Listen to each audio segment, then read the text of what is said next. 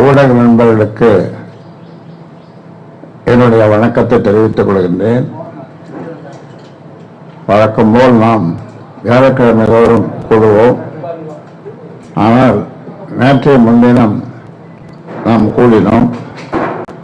இன்று இப்பொழுது ஒரு அவசர செய்தி, அவசர நிலை பிரகடனம் மாதிரி ஒரு அவசர செய்தி. அதனால உங்களோடு அந்த அவசர செய்தியை பகிர்ந்து கொள்ள விரும்புகிறேன். பாட்டாளி மக்கள் கட்சியின் மாநில சிறப்பு பொதுக்குழு கூட்டம் நாளை, அதாவது 17/8/2025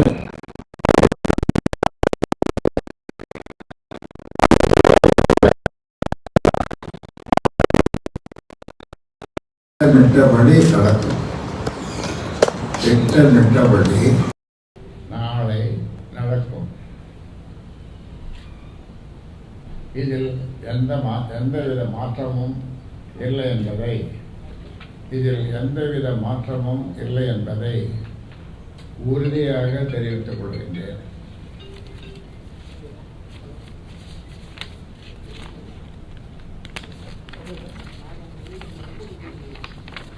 பொதுக்குழு ரத்து செய்யப்படுவதாக சில விஷமிகள் வதந்தி பரப்புவதாக செய்தி வந்திருக்கிறது. பொதுக்குழு ரத்து செய்யப்படுவதாக சில விஷமிகள் வதந்தி பரப்புவதாக செய்தி வருகிறது. இந்த வதந்தியை யாரும் நம்ப வேண்டாம்.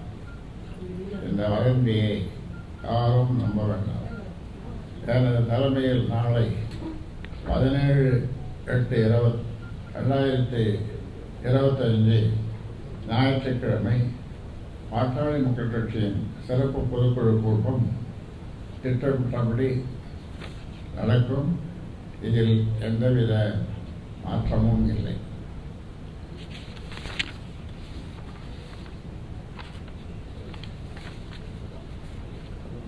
சொல்றதான் உங்களை கூப்பிட்டேன். நாளைக்கு இல்லை, அது கூட்டமே இல்லை, பொதுக்குழு கூட்டமே வதந்தி விஷமிகள். நீங்களே சொல்லுங்களேன், யார் காரணமாக இருக்கணும்? இல்லை, உங்களை கேட்குறேன். என்னையே நிறைய கேள்விகள் கேட்டிருந்தீங்க. இப்போ நீங்களும் நான் கேள்விகள் இதுக்கு யார் காரணமாக இருப்பாங்கன்னு நீங்களே சொல்லுங்க. நேற்று இரவு அன்புமணி இங்க வந்திருக்காங்க, இல்லத்துக்கு வந்திருக்காங்க. பிறகு இந்த மாதிரி வதந்திகள் பரப்பப்பட்டிருக்கு. இருக்கலாம். நேற்று அவங்க அம்மாவுக்கு பிறந்த நாள், என்னுடைய துணையாருக்கு பிறந்த நாள், 77வது ஆண்டு பிறந்த நாள். அதற்காக அவங்க குடும்பத்தோடு வந்தாங்க.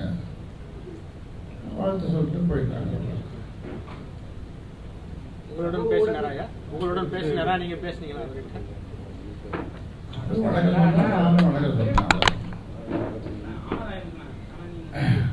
வேற எந்த பேச்சும் இல்லை, வேற எந்த பேச்சும் கிடையாது. வணக்கத்தை வரவேற்றது. இந்த வணக்கம் அந்த வணக்கத்தை வரவேற்றது.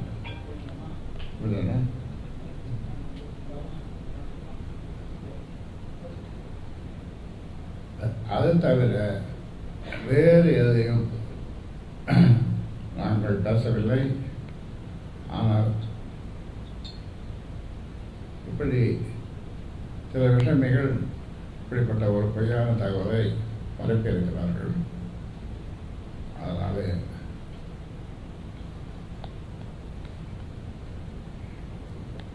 இதை பொதுக்குழு உறுப்பினர்கள், நாளை வர இருக்கிற உறுப்பினர்கள் இதை நம்ப வேண்டாம். திட்டமிட்டபடி உங்களுடைய பயணத்தை தொடருங்கள். நாளை உங்கள் அனைவரையும், பொதுக்குழு உறுப்பினர்கள் அனைவரையும் நான் சந்திக்கப் போகிறேன். முக்கியமான பல தீர்மானங்களை நிறைவேற்ற இருக்கின்றோம். அதனால்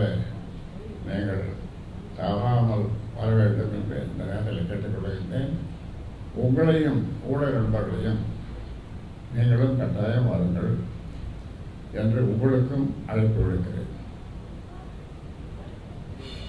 எவ்வளோ பேர் கலந்துக்கிறாங்க ஐயா பொதுக்குழு உறுப்பினர்கள்? அது பொதுக்குழு உறுப்பினர் எப்படியும் குறைந்தது 4000 பேர், குறைந்தது.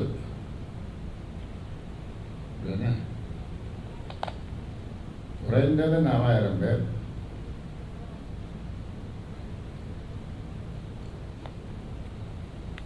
அன்புமணிக்கு அழைப்பு விடுக்கப்பட்டதுல சார் நேற்று பொதுக்குழு கூட்டத்துக்கு வருகிறது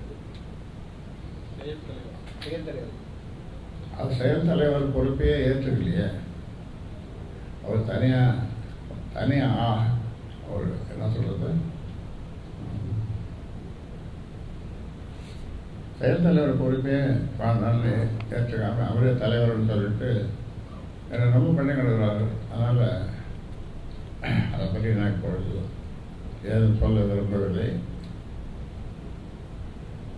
நேற்று ஒரே நிகழ்வுக்காக அந்த நிகழ்வு நடந்ததுனால பிறந்தநாள் கொண்டாடத்துக்கு வந்ததுனால சமூக ஊடகங்கள்ல அன்புமணி ஆதரவாளர்கள் தான் அதிகமான பதிவுகளை இட்டிருக்காங்க. 2 பேரும் இணைஞ்சதா இது அவங்களே பயன்படுத்தி நேற்று சந்திச்சதுனால சமாதானம் ஏற்பட்டதாக செய்தி நிறைய வெளியிட்டிருக்காங்க. எல்லாம் பொய்யான செய்திகள், எல்லாம் பொய்யான செய்திகள். பொய் பொய் பொய் பொய் பொய். உங்களிடம் ஆசீர்வாதம் வாங்கிட்டு தான் போனாருன்ற மாதிரி தான் ஒரு பதிவுலாம் போட்டிருந்தாங்க. எல்லாம் பொய் பொய் பொய் பொய்.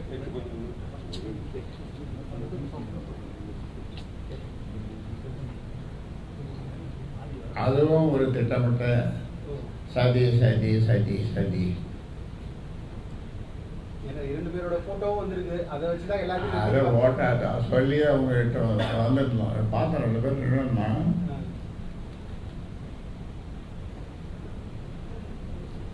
அவங்க இப்போ எல்லாம் எங்கே போனாலும் 2-3 கேமராமேன் கூட கூட்டு போகிறாங்க.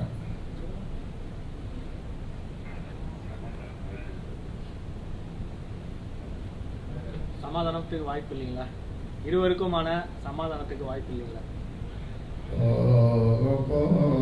தெரியும் நாளை தெரிஞ்சு கொடுங்க. ஏன் நாளைக்கு இளைஞரணி புது தலைவர் நியமிக்க வாய்ப்பு இருக்குங்களா? இளைஞர் சங்கத்துக்கு புது தலைவர் நியமிக்க வாய்ப்பு இருக்கா?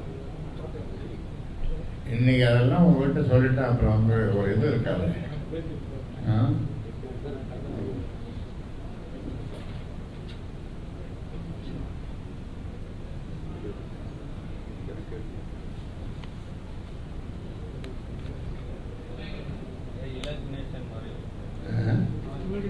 இலா கணேசன் மறைவுக்கு இரங்கல் இலா கணேசன் நாகாலாந்து கவர்னர் நாகாலாந்து கவர்னர் இலா கணேசன் என்னுடைய அருமையான நண்பர். அவருடைய உடல்நல குறைவால் மறைவுற்ற செய்தி. எங்கடா உடல்நல குறைவால் மறைவுற்றது நம் எல்லோருக்கும், குறிப்பாக எனக்கு என்னிடம் மிக மரியாதையோடும் பண்போடும் பழகக்கூடிய ஒரு நண்பர். அவரை இழந்து வாழும் குடும்பத்தினருக்கு என்னுடைய ஆழ்ந்த இரங்கலை இந்த நேரத்தில் தெரிவித்துக் கொள்கிறேன்.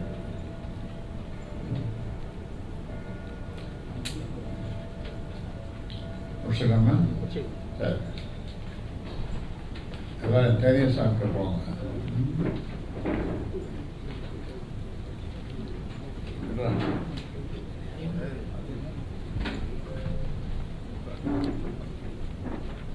சரி,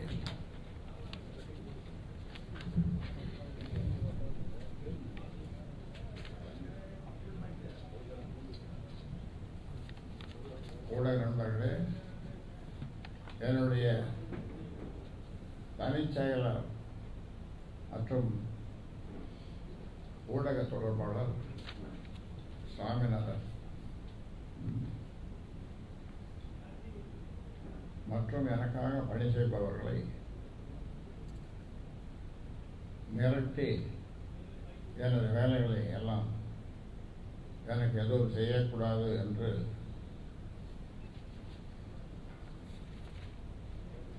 அவருக்கு கொலை மிரட்டல், அவருடைய குடும்பத்தினருக்கும் கொலை மிரட்டல் வந்திருக்கிறது.